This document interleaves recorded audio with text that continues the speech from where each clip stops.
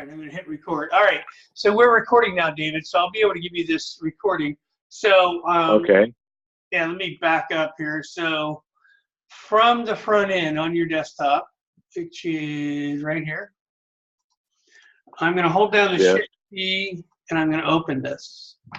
That allows me to see the back end. From there, I'm going to right-click anywhere within the Access objects, and it's going to give me the linked table manager. Right? So once I get to the linked table manager, I can see that I am pointing, if you will, to another database called s:/master database -BE-MDB. Right? That's the sole place where all the backend files are. So I'm going to hit select all. And I'm going to say OK. And really what that does is it refreshes the links inside this database to that database, and in that process confirms that the links are there. If you run that on every machine, it will help to make sure that all of the users that are trying to use this database have, if you will, the right connections. And that's going to be important for you. Right. Okay, so knowing that this is now a clean database, right now would be a really good time to copy this over to all of the other machines that are going to access that backend, because before we hit the recording, you'll remember that I did I moved the backend database off to a local C temp drive. I ran the repair and then the compact on that to make it clean. Then I moved it back up to your network directory. So now we know that database is clean, and this is the thing. So the next thing that I would tell you, right, I mean, and I'm fairly confident we've talked about this over time, Microsoft Access was never really intended for 5 users, right? So kind of ongoing maintenance like this is expected with Access. And, you know, until you get, yeah. So that's just where Access is great as a single, you know, the backend database component gives you a little bit more life, but you've been living with this for what, 5, 10 years now? Almost 20. Yeah. So I mean, you know, it's not a big mystery that Access is going to get corrupted every once in a while. So having robust backups on a recurring basis and doing maintenance before it asks for it, right? So before it gets corrupted, a lot of people will actually, there's a command line switch, I believe, to run that compact and repair on the backend database, which is the most precious, right? I'm sorry, say that again. They'll run the compact and repair on what? On the data itself. So on this guy right here, so it would be great to do a compact and repair on this every night. Okay. Obviously, once everybody's out of it, that would be really good.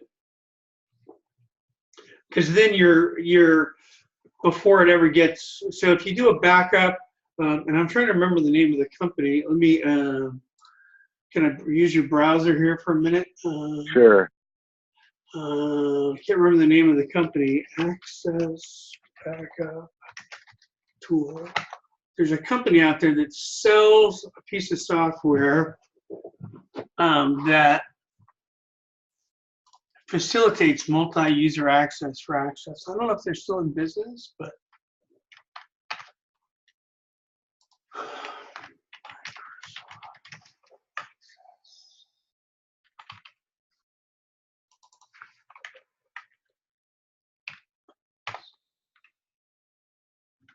if I find it, oh yeah, it's these guys right here. So these guys have developed a lot of different tools for Microsoft Access. Obviously, they're not inexpensive, but one of the things that I'm trying to think of the one. Hold on. Which one is it?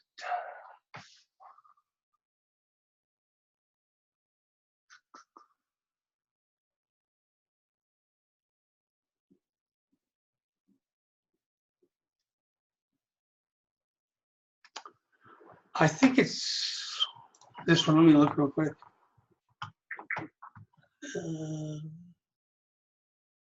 So you're what, 2013, right? I think so, yes. I think this is the right one.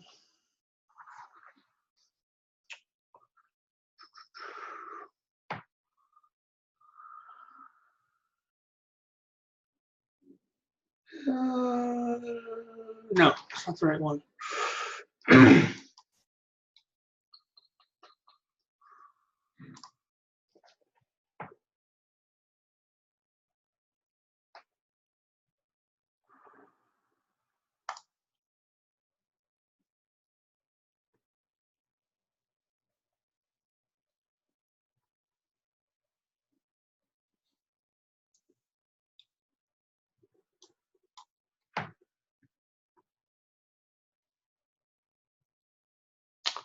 So this, yeah, we've already see where it says split database architecture. I did that already for you. Right. But what this thing does is pushes out, like you're going to copy that one file, those 5 workstations. I think this software will actually do that for you every day, right? Every time they start, which helps, right? And sometimes in terms of that, but it seemed like somewhere they had a different program that did that compact and repair every night. So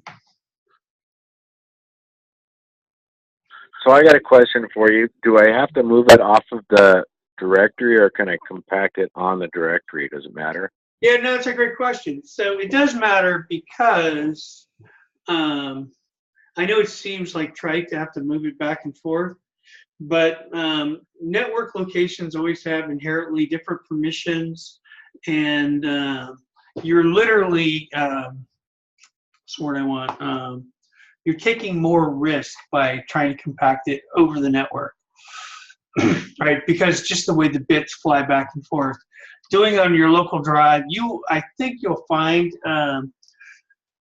even if it's a larger file, it'll happen faster and it'll happen cleaner than trying to write the file back across the network.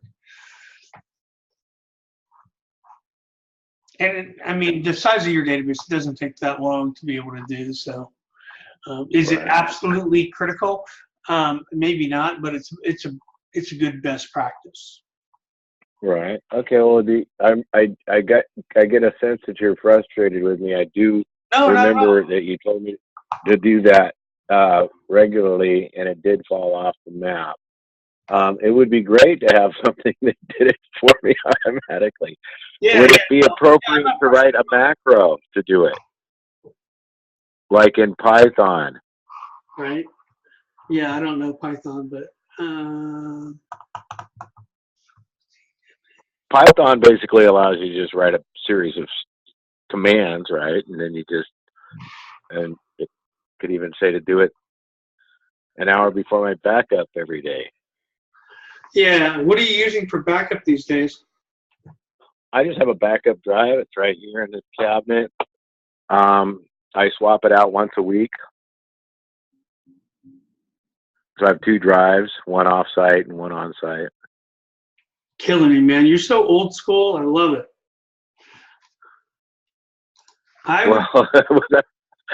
With all the cloud stuff, no, I just haven't had any really very good experiences with cloud-based services. They charge you, they want to charge you per user, but then they also, things go down and then you got to wait. And I've had, a couple of cloud-based services, and it's been a nightmare. Well, you've got Dropbox. So now I got a really nice big server. Yeah, I use Dropbox, but that's just share something with people. And so here's what I would tell you to do. Just to,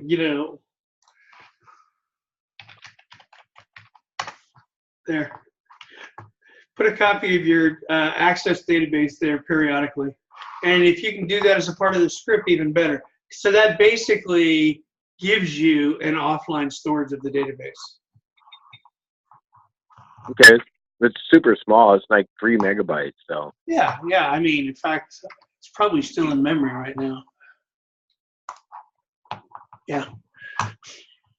So look, now it's syncing a copy. I wouldn't use the database here because that would be very problematic.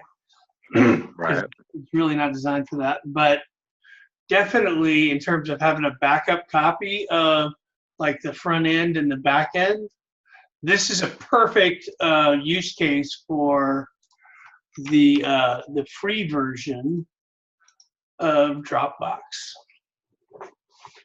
Right, so now you actually have kind of something that's very core to your business hanging out in the cloud, and you're not paying anything for it. So if those backup drives crash, because drives fail at some point, right? You know, you'll always know you actually have this copy.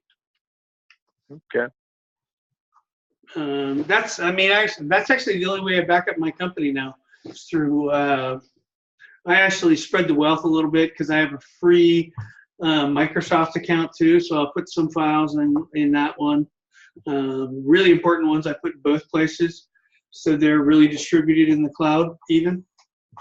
So do you think that's a good idea for me to store other critical files in there, like my accounting backup? Yes. Okay. Yeah. Yeah. I mean, if you take your, so this is a local drive. You can see that's the local drive right there. If, can I look at QuickBooks here? Sure. So wait, you just said that Dropbox file is on a local drive? Yeah. I mean, on my network. Yeah. Okay. So watch this. If I go here. All right. And I go here.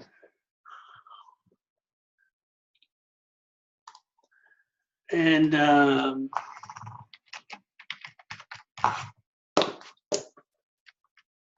I say do it here. Oh, come on, really? There you go. Make sure I only got it in there once. Come on. There you go.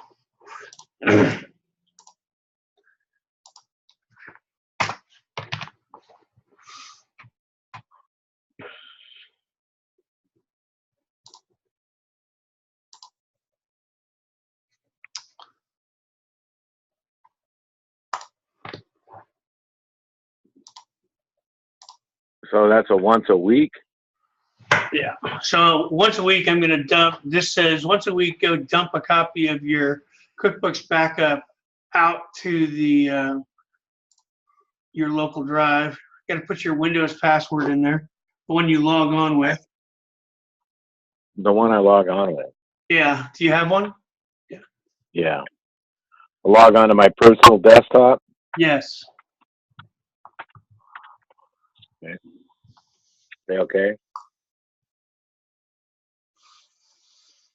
And finish.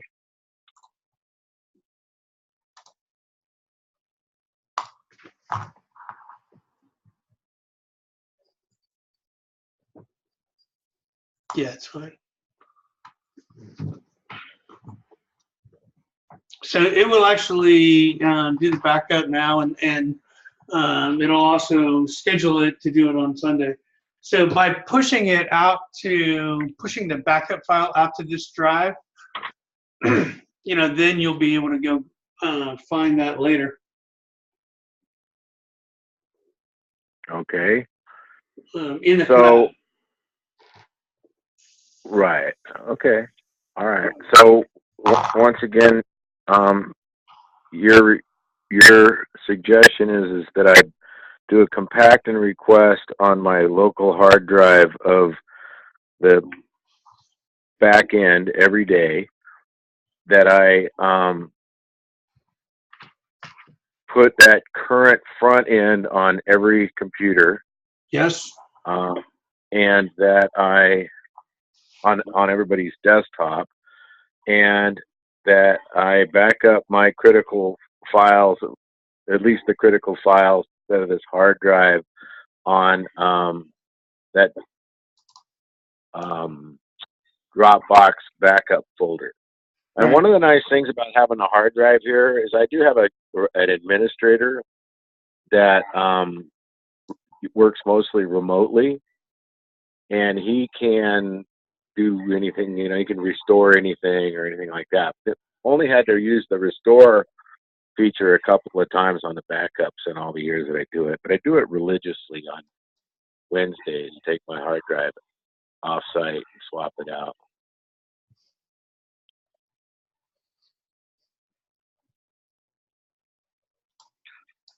Okay.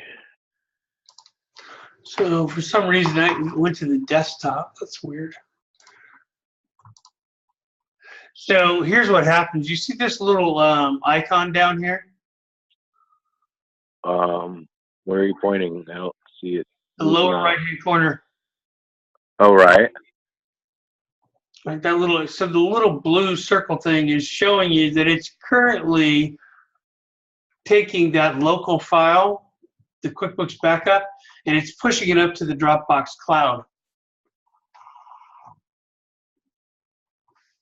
Okay. So even though it says Dropbox and it's a local file, it pushes it up to the cloud.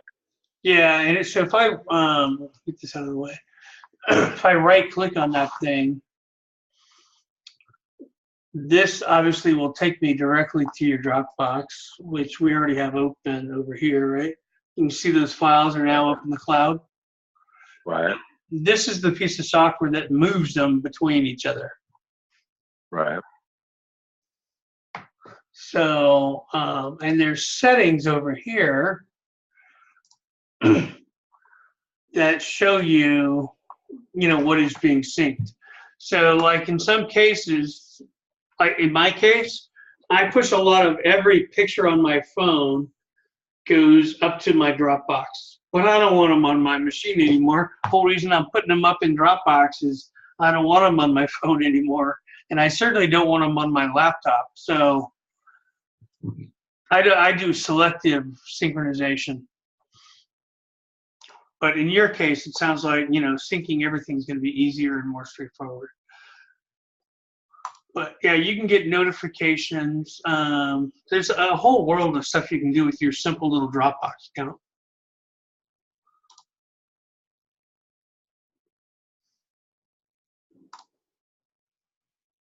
Okay. Make sense? Yes, it does. So we're currently in the Dropbox backup folder, but the shortcut, the front end that was here, where is that now? I copy it from not everybody has access to it's on my desktop. Okay. Right. Okay. Yeah, and actually, because I just put a copy of that in Dropbox, you can actually just log on to Dropbox and download it on their machine. Yeah, but not everybody has access to my Dropbox. That's a whole other. Yeah. So actually, that's one thing that you could consider doing, right? You could go create a directory just for the front end, and then Dropbox allows you to share. So then you could literally set it up so that anytime you wanted to push a new version out, it would actually just drop on people's machines, and they should never run it from Dropbox, but they should run it from, they could go get it and restore their local version. Okay. So. All right. So I can do that right now with email. I can just share it to everybody. All right.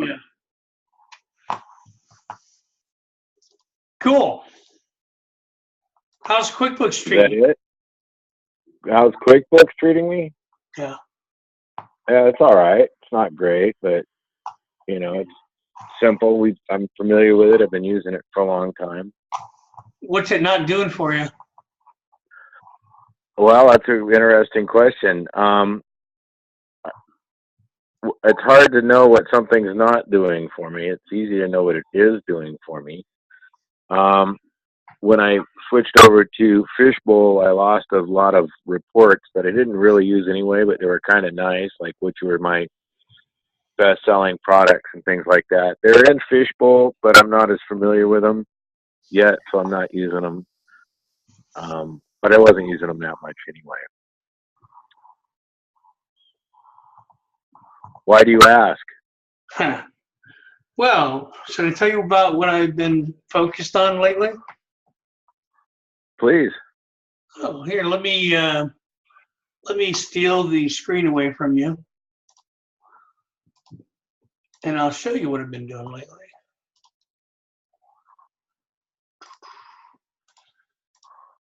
These days, hey, when was the last time we talked? I've been through so many changes in the last few years. I would have to say it's been five years. I actually took a full-time job somewhere in that five years. I'm sorry, you have a what? You got a different full-time? I took a full-time job sometime in that time frame, working for somebody else. That was not a happy time. But so these days, I'm doing this. I'm so deep into the QuickBooks reporting world.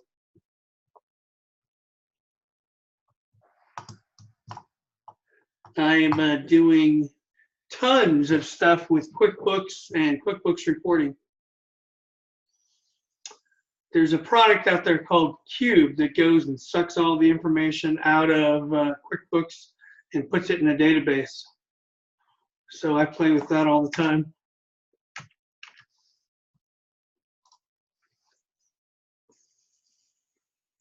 It's pretty sexy because you can get to the information from Excel. Let me show you.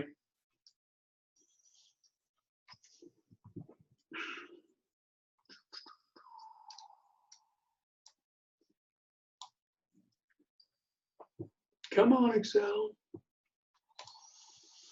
All right, I'm in an empty database right now. So let me see what database I'm in. Okay, it's kind of a boring one. It's my homeowners association. I decided to be the treasurer for our homeowners association. And you're in Idaho now? I am. So look over here on the right-hand side. If you can see it, there's a Cube add-in. So I can literally go grab information, let's say operations. I want to do job costing details. I click on that a couple of times, and I don't even know that, I was going to say, I don't know what data I could possibly get out of this association database, but what's fun, right, is it just pops all the information in there in terms of customer names, job names, item names, cost, purchase orders, income, etc. So that's kind of fun. Here, let me do something. Let me go open a database that has perhaps more information. This will take a minute because that's a fairly large database. It's for a real client that I'm working with. They're actually, I'm trying to think. They're a manufacturer of different parts, all of which are fairly unique, but they go through and perform polishing and quite a few other processes on these kind of obscure parts. So this will be their database that comes up in a second. Now, you might wonder, wait, you did something already. I'm going to go ahead and close this because I'm changing databases. And then, all right, so it's loaded now. So now, if I go do the exact same thing I did a second ago, I'm going to get a whole different set of data. So it's really much like opening up a, a different QuickBooks file, right?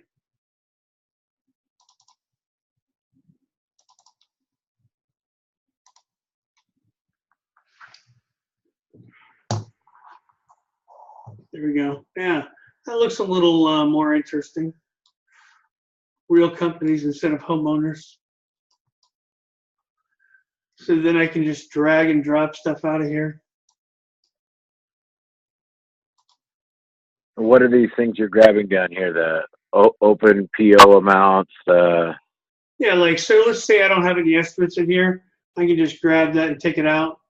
If I wanted to change the stuff on the, this is really just Excel functionality, but if I had multiple jobs, I can actually put them in a hierarchy. That's just reading my QuickBooks data is really all it's doing. It's just a really, really powerful platform. Is it real time? Like if you're in this cube and somebody else does something in QuickBooks, you have to reload it to get it. Correct. So my philosophy on this, so I'll show you the configuration tool and you'll see what your options are relative to your question. So if I look at advanced options, right, I can, I literally can dial this down to, you know, refresh every 2 minutes. I think that's really ill-advised. Almost every customer I have, we do a nightly sync because most of the reports we're looking at are more trend-based reports. They're not, you know, what was the most current sale. So that's why this is more, you know, nightly build is more important. Makes sense? Sure. Yeah, it does. Oh, it's really just a question if it was real timer. Yeah, no. So what happens is the application actually creates its own database. It goes out and pulls all the information, creates its own database, and so all the reporting you're doing is from that database. But the difference is that database is optimized 100% for reporting. So by basically converting it to Excel, and then you can produce all the reports with all the Excel functionality that's not built into QuickBooks. Yeah, so the Excel add-in piece, that's this little thing right here. That's a layer above. Let me go back one step. So when Cube creates its database,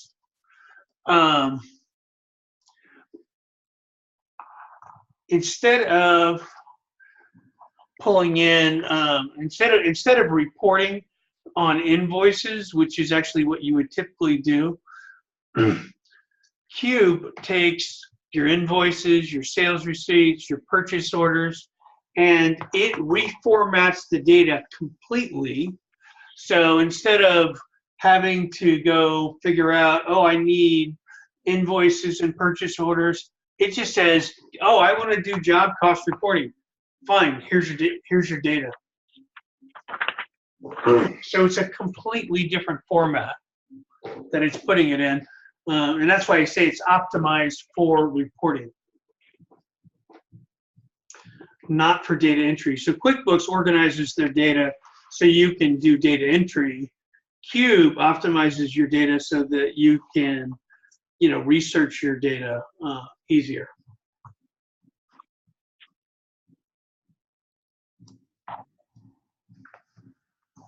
So yeah, that's one of the big things that I do these days. What moved you to Idaho? So many things. But you know, I've launched all my kids successfully, so they're out of the house now. My wife is retiring, and she's not retired yet, but